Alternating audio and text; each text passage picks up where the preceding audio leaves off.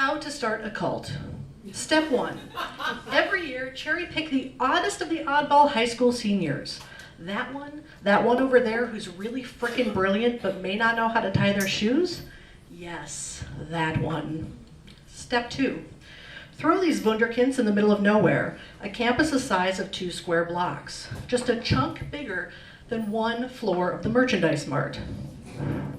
That may be fine in the middle of a vibrant, bustling city. No.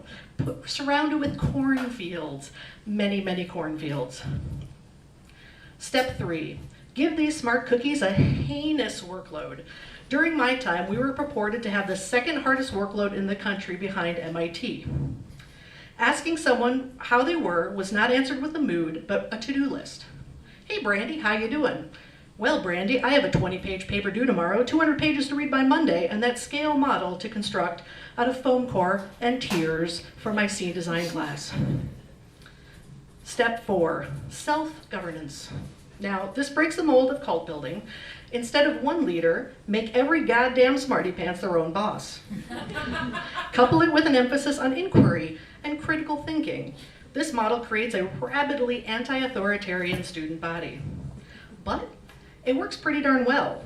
Every so often a co-ed would fall hard, like barely surviving alcohol poisoning, but more often there was a social safety net, like the strong buddy system when people were tripping on acid. This generally resulted in a 4-year journey. First year, you are away from home for the first time, untethered but still fairly timid. You get stupid, but you're still an amateur. Sophomore year, you delve into professional levels of stupidity. You fall down a rabbit hole of alcohol or an insane course load with a perfectionistic streak, or the very seductive drug of falling in love with a fellow overthinker. A crisis of your own making arises, and you get through it by the skin of your teeth. You snap to. Junior year, the 1 year you're truly present and in college. You have declared a major, and you study it. Senior year, you are older, wiser, counting down the days till you are done and can leave this teeny tiny campus. You now have a bachelor's degree from the best school no one has ever heard of. I went to Grinnell. Oh my God! No, not Cornell. Grinnell, in Grinnell, Iowa. I know. Yeah. So when someone asks me where I went to school, I get the following responses. I've made a pie chart. 7 out of 10 people? No idea. 2 out of 10 people, at least here in the Midwest. Oh. That knowing sound means I must be smart and or really freaking hardworking. And that 10th person, they say, oh, you're one of those people. That 10th person has encountered the Grinnell cult, or as my friend Patrick Gaitis, who just married at Jim Thaxton, 96, has named it the Grinnell Vortex. Yep, we're a cult. Why? Because we were bonded for life from isolation and 4 years of academic hazing. We had been through the battles of impossible professors and brutal winters and countless hours of studying, reading, and writing, and epic procrastination hanging out in the dorm hallways. Somehow we each won the war of our own self-doubt, perfectionism, and course completion. This January, in the throes of the polar vortex, my friend Heather Farber Lau up in Minnesota wrote a Facebook post. She asked if anyone else found the class notes in our alumni magazine demotivating. Instead of curing cancer or winning a Pulitzer, she wanted to see an update like Heather Farber Lau, 96, ate a pie and a pint of ice cream in one sitting. There was an avalanche of response. It struck a nerve and people rapidly added their updates. At the time, mine was, Brandy Agerbeck, 96, is thrilled to be fed in vertical by 9 a.m. Still bathrobed, she's hoping to solve the medical mystery of this crushing fatigue and is optimistic she'll come out of this depression. The next day, Donna H. Lohmeyer, 96, started a closed group called Everyday Class Notes. Within a few weeks, it had grown to a few thousand people, double the size of the student body. Our class of 96 was on the top of the bell curve with most of the members between 35 and 45. ECN, as it's called, has had 3 waves. The original format of the class note for the alumni magazine, written in arch third person about an everyday trial or tribulation. Here's one of my early favorites. Upon removing cornbread from the loaf pan and giving the pan a careful inspection, Emily Langerak, 01, decided that the pan was clean enough to put directly back into the cupboard, thereby saving herself at least 10 seconds of dishwashing. She then spent 10 minutes composing a post about it for ECN.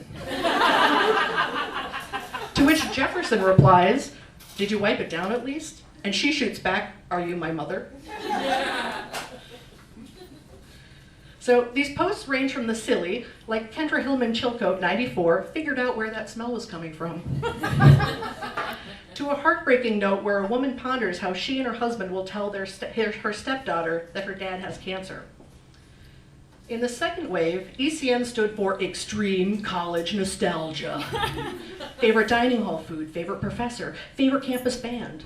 This was my least favorite phase because 4 years on 4 hours of sleep a night resulted in extreme college amnesia. Someone asks what dorm you lived in, and then we're reminded that even though the campus was this big, there was a north and south campus divide. The jocks lived north and the freaks lived south.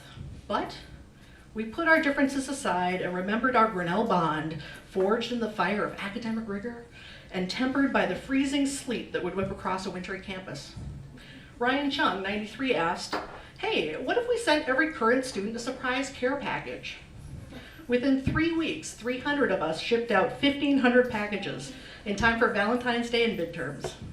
Many of us wrote letters of encouragement about life post-Grinnell and the strength of our lifelong community.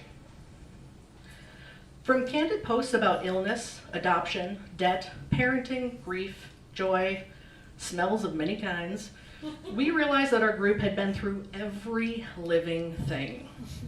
In this third wave, folks regularly consult the ECN hive mind. One woman asks if she should attend a coworker's wedding who she suspects is in an actual cult.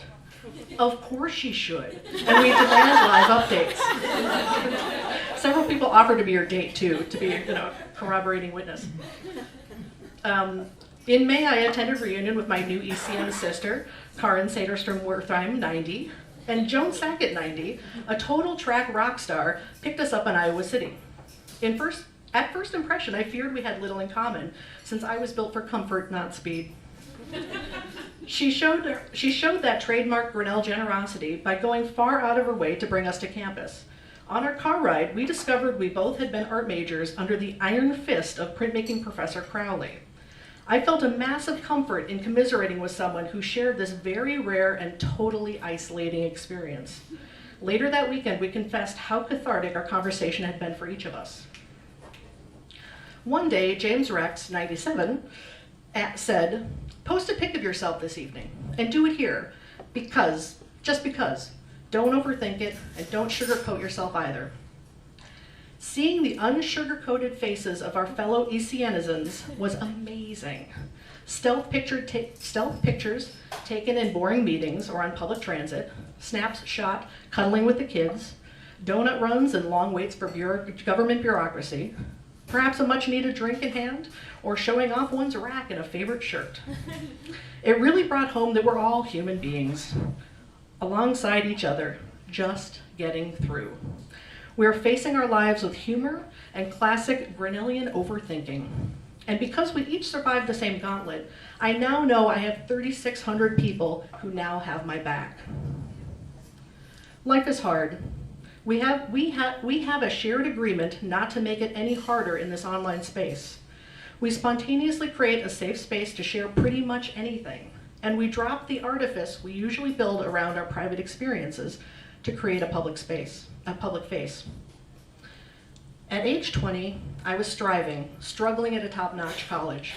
You have all your grand ideas about what the future will bring, some shining ambition. We all shared that tiny campus for 4 ultra-intense years, and then we scattered across the world. 20 years later, one post invited us to reconnect. The bonds of our Grinnell experience, our shared character, still held true.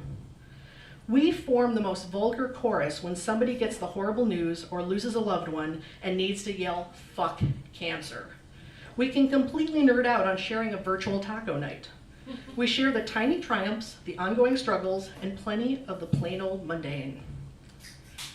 Brandy Agerbeck, 96, stands on stage at Misspoken, sharing how powerful a single post can be and the beauty of all those thoughtful, candid, generous, silly, and strong members of the Grinnell cult.